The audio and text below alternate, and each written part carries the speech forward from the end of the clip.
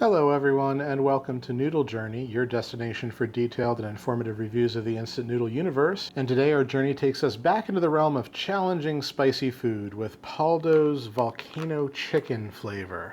Before we get started, please give this video a thumbs up and subscribe to the channel so that I can keep doing these reviews. Now, if this packaging reminds you of something, it's probably because it's highly reminiscent of Samyang's Buldak hot chicken flavor, because that is what I believe Paldo is trying to replicate here.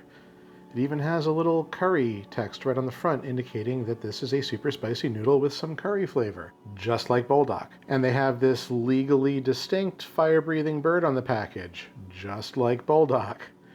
I love Paldo, but this is a little shameless, right?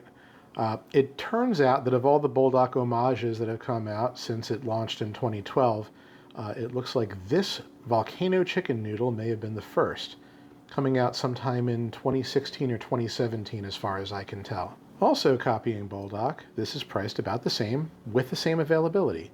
You can pick this up for around $10 to $12 for a 4-pack in Asian markets or on Amazon or many other online retailers. If your local Asian market stocks Paldo products, they stock this, almost guaranteed. Anyway, yeah, I think I know what to expect from these noodles as a concept, but a lot of people online do ask how these compare in both heat level and flavor to Buldak, and I'm very interested in finding out. The sodium count for this is not too bad, 1,260 milligrams or 53% of your daily allowance. So kind of a medium sodium level, nothing crazy. Okay, so inside the pack we've got a block of thick Paldo noodles fortified with potato starch and some vegetable extract, which I love, and I was not prepared for how chunky these noodles are. I mean, hopefully you can see that. These are going to cook up plump and firm, I'm betting, and I'm very okay with that. We've got a liquid sauce packet containing pretty much the same stuff as Buldak, like chili pepper, sugar, soy, and curry powder, and then a flake packet that is identical to Buldak, containing sesame seeds and seaweed. Now, what's interesting to me is that the ingredients for the curry powder are listed as just turmeric, MSG, and mustard. That's not what I expect out of a curry powder. So, is this really curry? Are there more spices hidden in here that I'm going to taste when it cooks? We'll find out. And one final note, the chicken listed on the package is actually artificial chicken flavor, and there's also artificial beef flavoring. From what I can tell, this is vegan, but please verify yourself before buying it if you are vegan. All right, I'll go cook and I'll be right back.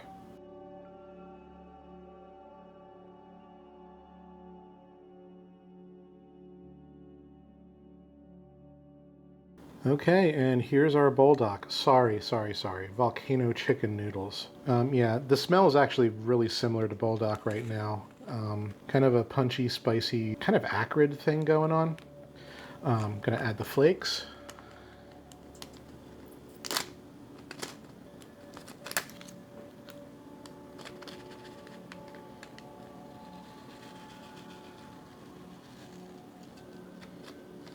So one thing to warn you about before we get into this, the cooking instructions have you boiling the noodles first, reserving a little bit of water, then adding the sauce to stir frying for 30 seconds. And this is the consistency that it comes out with.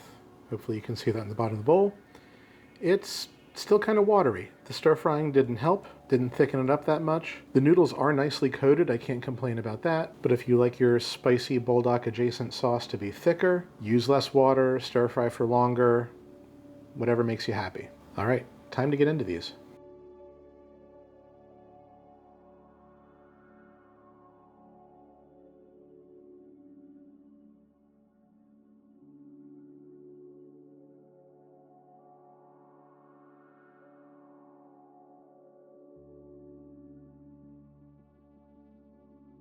All right, not quite what I expected. So let's start with the noodle score first. These noodles are terrific, flat, plump, thick, flavorful, cooked up firm. I love that about these. This is the way I want a stir-fried noodle to be. Pretty comparable to the flat noodles you get from the Samyang Buldak packs, like carbonara. They have a slightly oily aftertaste, which means they're not a perfect 10. But yeah, otherwise these are great. I'm going to give the noodles a 9 out of 10. And so now the spiciness score. At this point in the channel, I have taken down all manner of spicy noodles. And the ones that got me the worst were the Buldak 2X and the Daibak Ghost Pepper noodles. And these aren't that bad, but they are up there with some of the other Buldak spice levels. My lips and my mouth have a fiery tingle to them. I don't know if it's that I've gotten so much more spice tolerance since the channel started, or if it's that these aren't quite as potent as Hot Chicken Buldak, but I think they're not quite as potent as Hot Chicken Buldak. They're not coming across quite that spicy, which is not to say this is a walk in the park, but so original Buldak was an 8 out of 10. I'm gonna give these a 7.5 out of 10 on the spice level. They're still surprisingly hot, but just a hair less. And so let's talk about the flavor of the sauce. As it's sitting here, the consistency has gotten slightly better. Not great, still a little watery if you follow the instructions. I would fix that if I ever bought this again and cooked it for myself. The flavor is very salty, acidic, briny, savory, without any of the sugary sweetness that I've come to expect from this type of sauce. So I think that's good news for some of you. I know a lot of people complain that Buldak tastes too sweet. This is an alternative to that. But personally, I like that extra layer of sweetness, and I'm missing it here. It's also not very smoky, and to call this curry flavored is an insult to curry. There is no curry flavor here whatsoever. And that goes with what I saw in the ingredients. You can't call turmeric, MSG, and mustard curry. Like that, sorry, that's not true.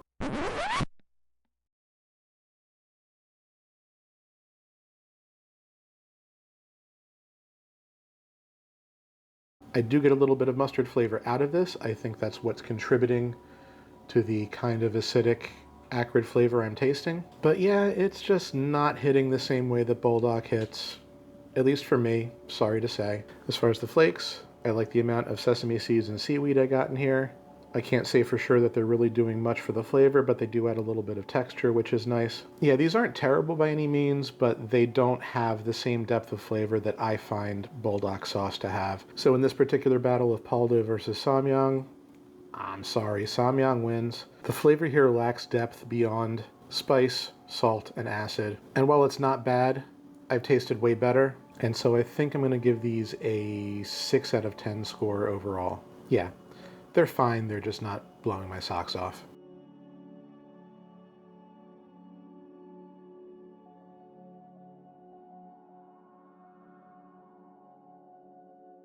So if you're one of those people that love the spice of Buldak but aren't so keen on the sugary, smoky curry taste, then you may want to check this out because it provides a pretty different flavor profile compared to Buldak. Although in my opinion it is a blander profile. I don't like this sauce as much as I like what Samyang puts out, but the noodles here are undeniably great, and the sauce just gives you some flatter, savory notes rather than a whole mixture of different flavors. If you're a spice fiend, you're probably going to want to check this out either way. And so speaking of Buldak, like I have been this whole video, I do have more Buldak products sitting on my shelf waiting for a review. I will get to those soon. In the meantime, if you've tried Paldo's Volcano Chicken and the original Hot Chicken Buldak, let me know in the comments which you prefer and why. I'm curious to hear your experiences. And as always, I hope you'll join me next time on Noodle Journey.